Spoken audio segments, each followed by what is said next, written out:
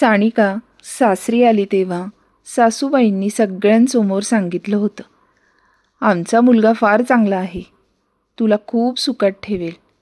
सानिकानेही विश्वास ठेवला. पण काही दिवसातच तिला समजलं, ह्या घरात चांगुलपणा याची व्याख्या वेगळी आहे. पहाटे उठणं, स्वयंपाक, सासऱ्यांची औषधं, सासूबाईंची सेवा, घर, नातलग, पाहुणे सगळं सानिका करत होती. मुलगा रोहन नोकरीला जायचा.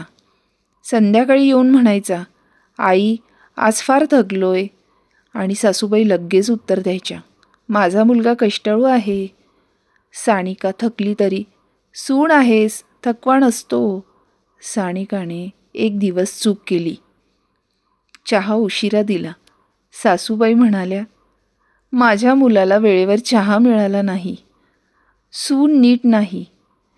त्या दिवशी सानिकाला पहिल्यांदा जाणवलं, सगळं बरोबर असलं तरी दोष तिचाच. एक दिवस सासूबाई आजारी पडल्या. सानिकाने रात्रभर जागून सेवा केली. डॉक्टर, औषध, पाणी सगळं.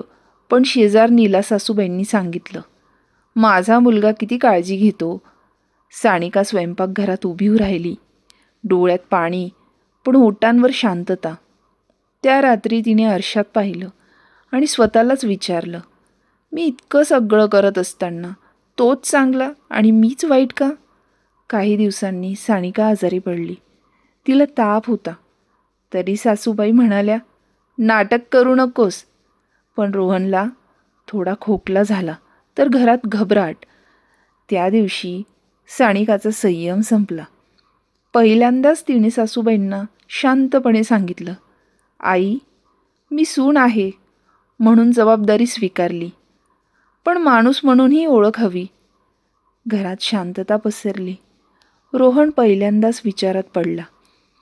त्याला जाणवलं, आईला चांगलं वाटावं म्हणून तो बायकोला गृहीत धरत होता. त्या दिवशी त्याने स्पष्ट सांगितलं, आई सानिका एकटी नाही, ही जबाबदारी माझीही आहे. त्या शब्दांनी सासूबाईंना धक्का बसला. त्या रात्री सानिकाने पहिल्यांदा मोकळा श्वास घेतला. आज सासूबाई अजूनही बदलल्या नाहीत पूर्णपणे, पण इतकं नक्की बदललंय, आता सेवा दिसते आणि सुनेचं मोलही. आणि ही कथा एकच प्रश्न सोडून जाते, सगळी सेवा सून करते, मग चांगला नेहमी मुलगाच का? करा विचार आणि सांगा.